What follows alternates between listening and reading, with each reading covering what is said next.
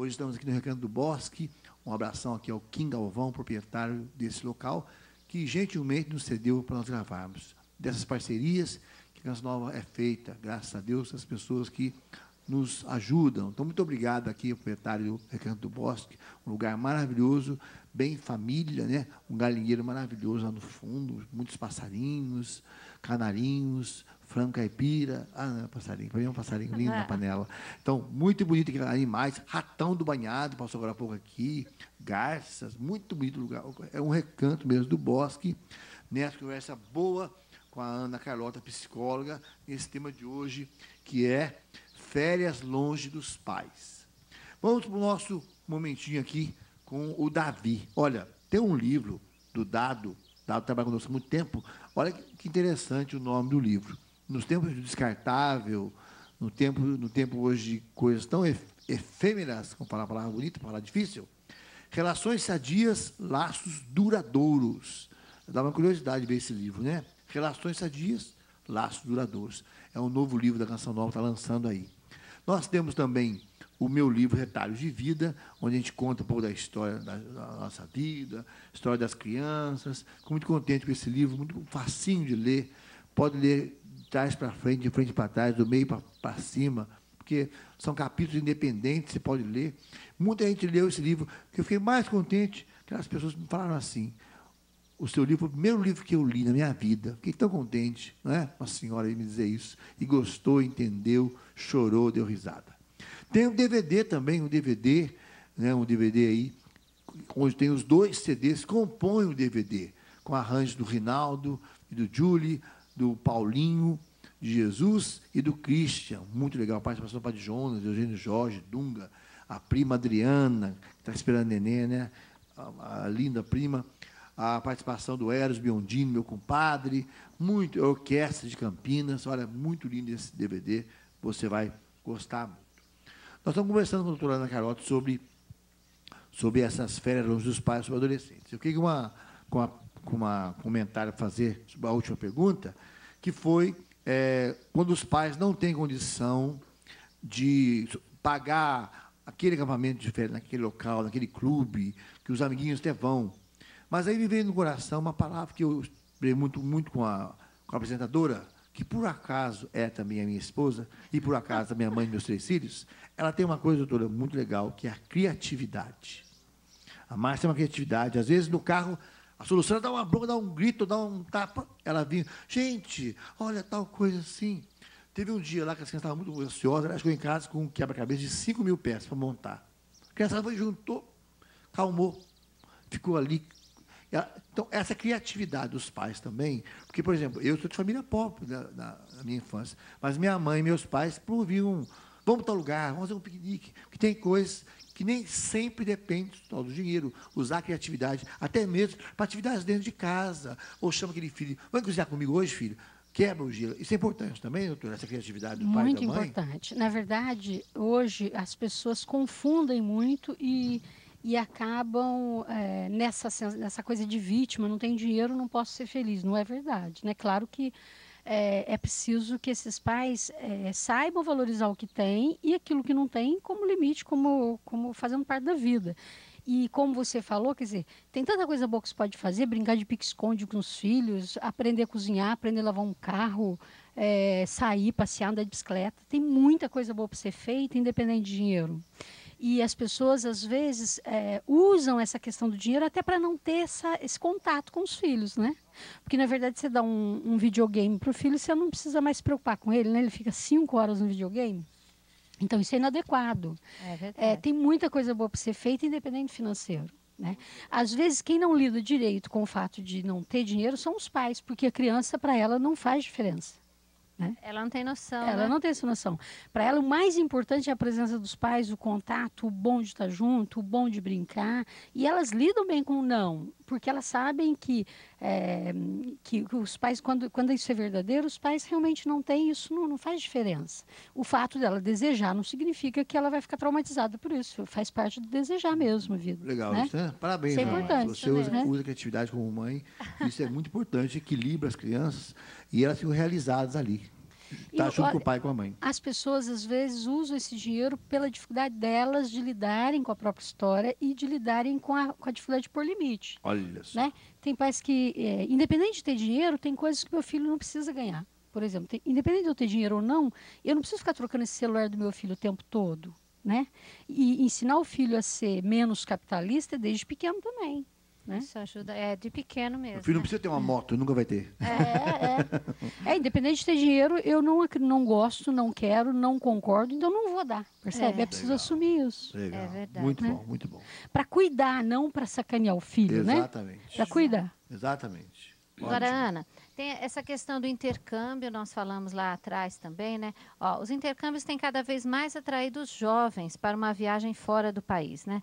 Pode falar um pouquinho para a gente, então, o que é esse intercâmbio, né? E quais os riscos e as vantagens de uma viagem dessa, né? Para fora do país, longe dos pais, né? Novas culturas, novos costumes. Então, nesse momento do intercâmbio, o filho realmente vai sair para o mundo, né? Assumir uma condição de adulto, de cuidar de si próprio, né? Vai ter contato com outras culturas realmente, com outro jeito de viver, com outros países, outras formas. Quer dizer, ele vai ampliar aquilo que ele já viveu quando criança, com primos, com escola e tudo mais. Então, realmente, ele tem que estar adulto, no sentido de desejar, assumir as consequências do desejo dele, saber se cuidar, né? Além da ampliação, que é aprender outra língua, aprender outros costumes, conhecer novos países, novas pessoas e conviver com o diferente mesmo. E aí essa convivência no mundo mesmo, né? Esse preparo para isso. É muito importante. A ficar fora, longe dos pais, isso é muito rico, é preciso ter um poder aquisitivo para isso, né? E é preciso também, não só o poder aquisitivo, mas ter essa condição de adulto já. Né? Isso é muito importante. Agora, a gente percebe uma coisa. Vários pais, por exemplo, a Márcia, são 7 irmãos, a mãe dela hoje mora só. Muitos pais, nós vemos aquele povo das fazendas, às vezes, 15, 13, 11, 9 filhos, cada um foi vivendo a sua vida, e a gente vê essa frase dos pais, a gente não cria o filho para a gente mesmo, e tal. Né? Então, na verdade, como é que a gente lida com isso? Que, na verdade, é isso, que essa consciência que os pais têm que ter, que não cria o filho para si. Chega um momento que os filhos também, nessas experiências fora de casa, às vezes não comem uma comida até que não gosta, ou dormem, às vezes sofre um pouco. Isso também ajuda o filho a valorizar um pouco mais a sua história, aquilo que teve, a fazer essas comparações, a minha casa, que eu estou vivendo aqui. Isso também tem um lado saudável? Como é que é isso? Tem um lado saudável, não só de valorizar os pais, ou como ter que aceitar a limitação dos pais que se tem também, porque às vezes a gente também tem que lidar com o fato de que... Porque às vezes a comida é melhor da tia do que da mãe. É verdade. Minha mãe, porque às vezes a mãe da gente também não cozinha realmente tão bem quanto a tia, né? Então isso é verdade, né? E isso implica em todo mundo ter que lidar com essa limitação que todos nós temos, né? Às vezes eu sou muito boa para fazer salgado, mas não sou boa para fazer doce. Tenho uma irmã que é boa para fazer doce, né? Essa é a realidade, né? Agora, essa coisa de criar filhos isso acho que é geral, né? Os filhos são criados para serem adultos, para serem pessoas do mundo e pessoas que vão contribuir com o mundo e com a cultura em que se vive. Quer dizer, criar filho saudável é mais ou menos isso, né? Criar ser humano, né? O que a gente espera é isso. E isso implica um afastamento dos pais mesmo, né?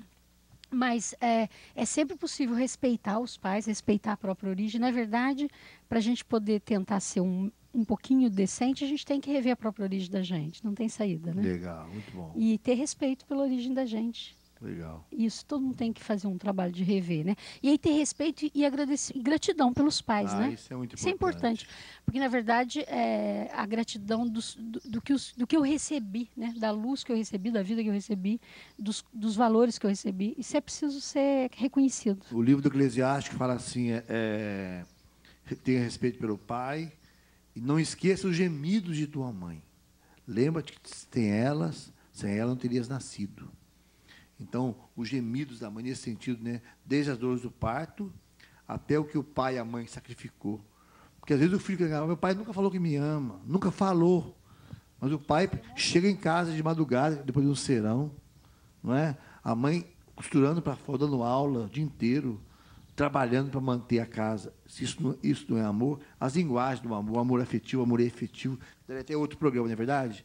Sim, porque tem várias formas de... Na verdade, a gente mostra que ama quando a gente cuida, né?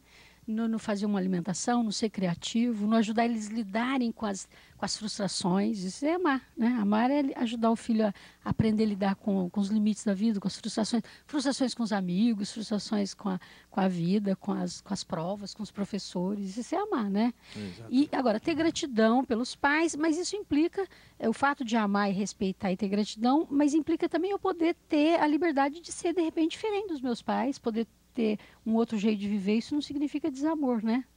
Significa Legal. poder avançar um pouco. Muito bom. E Ana, quando a gente fala agora de estar longe dos nosso tema, né, as férias longe dos pais, quando a gente fala em viajar, né, qual a idade, assim, ou como que mais ou menos a gente saberia dizer se nossos filhos estão prontos para viajar sozinho, viajar com os amigos, viajar com uma família amiga, né? Qual a idade, o que falar, né, nessa situação? É difícil precisar, né? Porque, na verdade, às vezes tem crianças... Nós falamos que a partir dos 9, 10 anos, a criança possivelmente já tem condições mais ou menos de se proteger e se cuidar, né? Às vezes é incoerente. Meu filho não toma banho sozinho e eu quero que ele viaje sozinho. É meio complicado, né?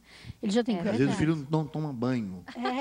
Nem sozinho. Mas tem uma época da vida que os filhinhos podem não querer tomar banho. É a época do cascãozinho, 3 entendeu? dias. E os pais têm que aguentar também. É interessante porque é uma época que a criança tem que aprender como se ela quisesse ser dona do próprio corpinho. Então ela não quer tomar banho. E os pais têm que aguentar. Passa, isso não vai ser pro resto da vida. Graças a né? Deus.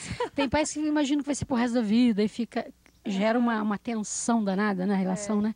Mas não, eu acho que essa possibilidade é um crescendo, sabe, Marcelo? Não acho que tem uma idade. Às vezes você se surpreende com um filho de 17 anos que parece totalmente independente. Eu me surpreendi uma vez com minha filha, que parecia muito independente, e de repente, quando ela foi fazer o vestibular, e ela me perguntou como é que eu acho a minha prima na cidade. Aí eu falei, como assim?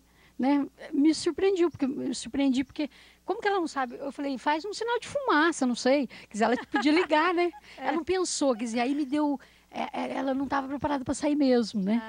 Então, tem coisas que eles falam que são independentes, mas, na verdade, não é tão bem assim. Às vezes tem 20 anos e você vê, nossa, não está tão preparado como a gente imagina. Acho que e às vezes com 10 tá, não sei, sabe? Assim? Essa sua afirmação sobre o caso da sua filha, na verdade, ela falou uma coisa assim que tinha nada a ver, mas por trás... O pai tem que aprender a ler sinais do filho também. Ele fala uma coisa que parece que é tão clara, mas está mostrando que ele quer dizer outra coisa. Ele fala por mostra o quanto ela está também. despreparada para perceber, sim. Quer dizer, ela estava me falando o quanto ela estava com medo de se sentir sozinha, abandonada, e não tinha como... Falando diferente, né? Quem que ela vai achar? Como que ela vai achar? E não se deu conta de que ela tinha que ligar, ela tinha que ligar o celular. Quer dizer, é uma pergunta que denuncia o quanto não está tão preparado como você imagina, né? Isso é importante, os pais terem essa afinidade com o filho, né? Essa intimidade. Eu diria essa pergunta que nós estamos fazendo agora, assim como o filho tem que entender os sinais de amor do pai, né? Que às vezes não fala que ama, que é bom falar, eu falo que amo o filho todos os dias, todo momento, mas de também perceber nos sinais o que o filho está dizendo. Às vezes está falando uma coisa preto, mas tem que falar branco. Está brigando que eu quero ir, porque você não me deixa ir, quando na verdade ele não está preparado mesmo. Exatamente. E ele denuncia de uma outra forma. Também não é para a gente brigar e falar, tá vendo, você não está preparado. Mas é poder perceber e admitir isso. Como o próprio vestibular demonstra isso? Tem filhinhos que são inteligentíssimos, se estudam, levam a sério e não conseguem passar no vestibular muitas vezes. Né? Às vezes é uma forma de mostrar o quanto realmente não está com condições internas de sair de casa, né? E às vezes os pais ficam muito decepcionados com os filhos, porque não acredito, não passou no vestibular, mas às vezes não está preparado. É uma forma de demonstrar que não está preparado. E às vezes é um sonho do pai que o filho passe naquilo que projetou no filho também. Gente, implica num diálogo constante, não é verdade? É uma escuta constante um do outro, né? De perceber a dificuldade do filho, e uma coisa é o que se fala, outra coisa é o que está demonstrando, né? Às vezes, né? Olha só, muito interessante. Esse é o programa Minha Família é Assim, gente, com esses temas tão importantes. Estamos com a psicóloga Ana Carlota. Atende em Lorena, consultório, pode dar o número, tem algum blog, tem algum e-mail? Eu não tenho tempo para ir. Não tem tempo para isso, muita gente. Eu sou professora da Unisal, então estou sempre atarefada. E quando eu não estou na faculdade, estou no consultório, aí é complicado. E tem filhos, maridos. Pode dar o número do consultório, se a senhora quiser. Esse número aqui, 3152-6468. Isso, 3152-6468. 12-3152-6468. Olha só, professor da Unisal, a Faculdade Salesiana.